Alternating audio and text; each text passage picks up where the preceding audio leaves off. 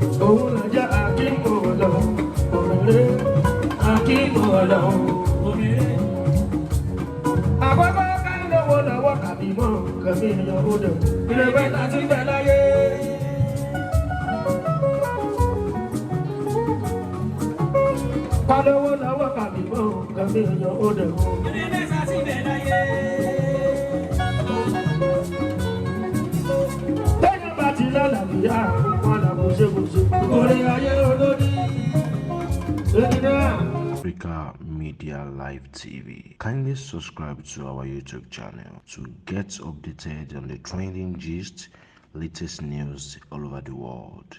Like our page, subscribe, and share with friends. Thank you.